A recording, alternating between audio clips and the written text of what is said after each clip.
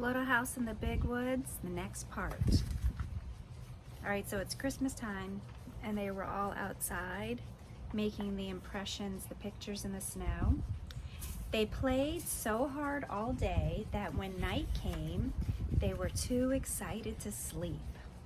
But they must sleep or Santa Claus would not come.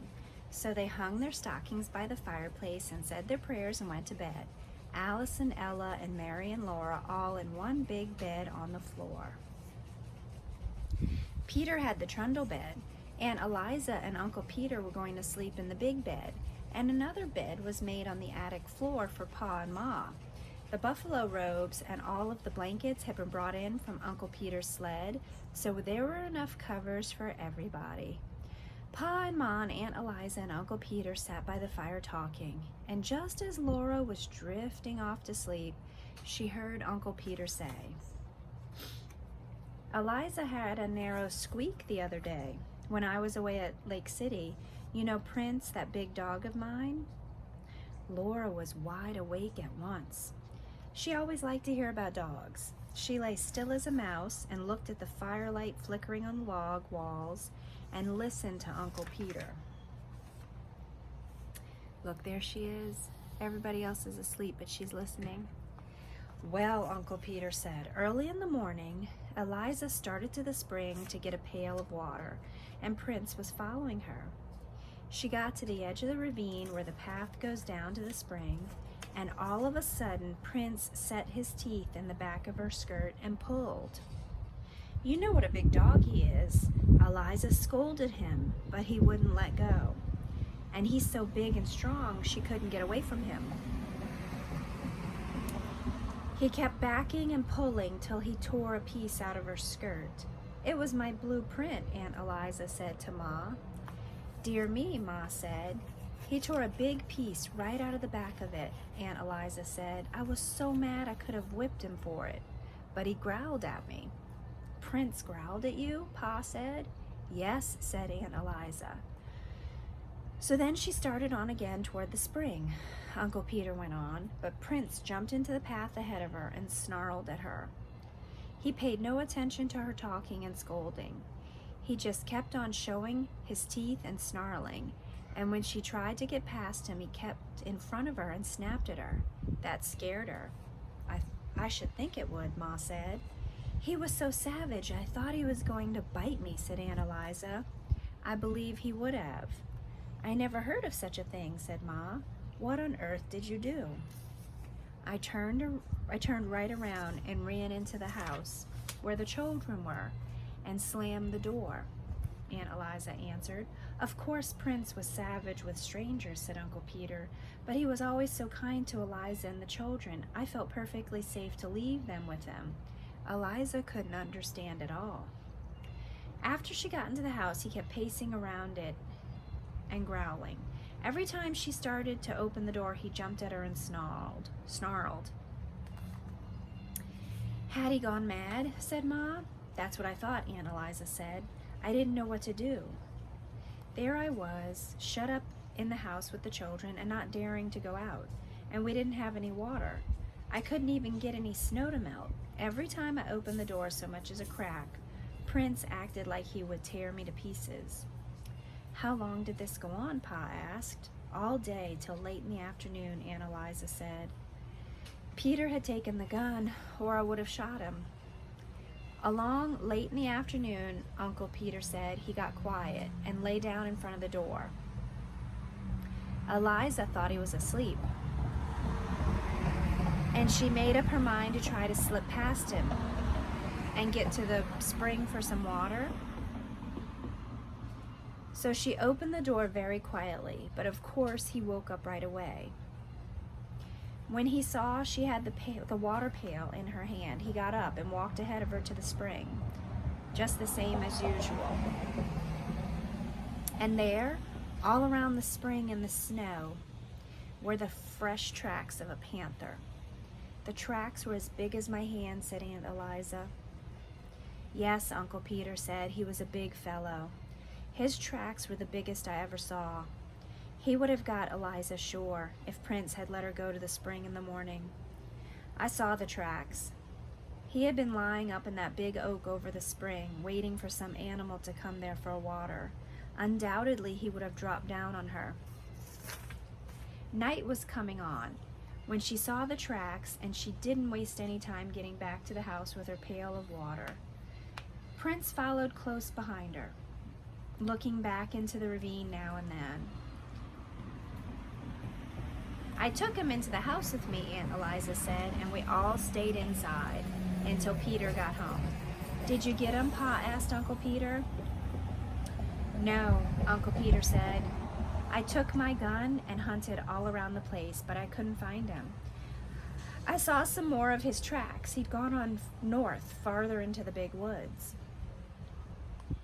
Alice and Ella and Mary were all wide awake now, and Laura put her head under the covers and whispered to Alice, My, weren't you scared? Alice whispered back that she was scared, but Ella was scareder, and Ella whispered that she wasn't either, any such thing. Well, anyway, you made more fuss about being thirsty, Alice whispered.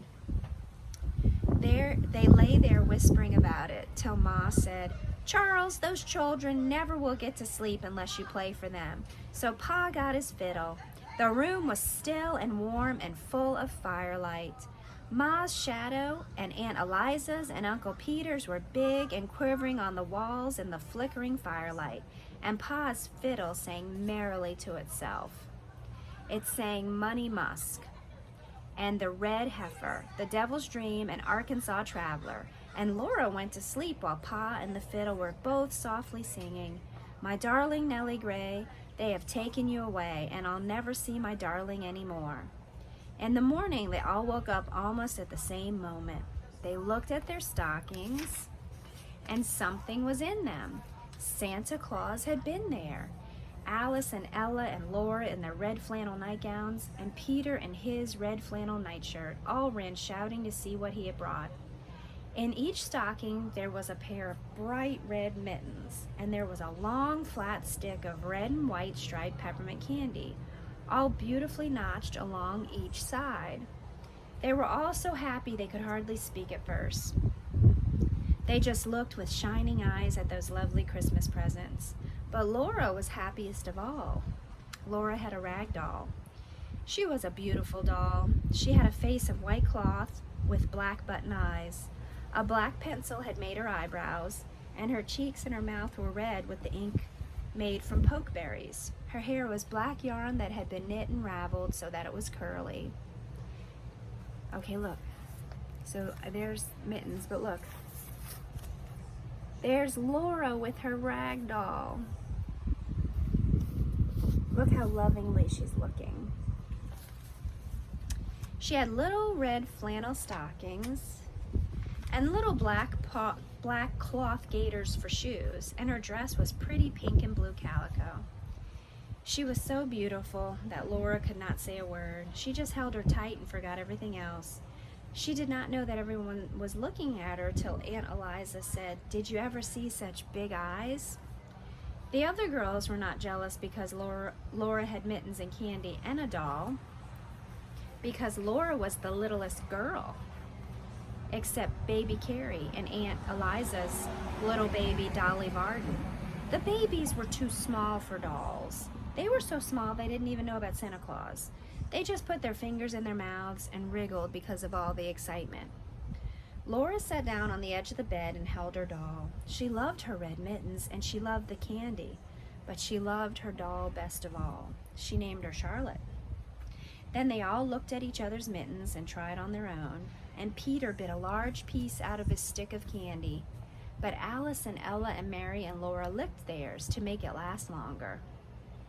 Well, well, Uncle Peter said, isn't there even one stocking with nothing but a switch in it? My, have you all been such good children? But they didn't believe that Santa Claus could really have given them, any of them, nothing but a switch. That happened to some children, but it couldn't happen to them. It was so hard to be good all the time, every day for a whole year. You mustn't tease the children, Peter, Aunt Eliza said. Ma said, Laura, aren't you going to let the other girls hold your doll? She meant little girls must not be so selfish. So Laura let Mary take the beautiful doll, and then Alice held her a minute, and then Ella. They smoothed the pretty dress and admired the red flannel stockings and the gaiters and the curly woolen hair, but Laura was glad when at last Charlotte was safe in her arms again. Pa and Uncle Peter had each a pair of new warm mittens, knit in little squares of red and white. Ma and Aunt Eliza had made them. Aunt Eliza had brought Ma a large red apple stuck full of cloves. How good it smelled! And it would not spoil, for so many cloves would keep it sound and sweet. Ma gave Aunt Eliza a little needle book she had made, with bits of silk for covers and soft white flannel leaves into which to stick the needles. The flannel would keep the needles from rusting. They all admired Ma's beautiful bracket, and Aunt Eliza said that Uncle Peter had made one for her, of course with different carving. Santa Claus had not given them anything at all. Santa Claus did not give grown people presents.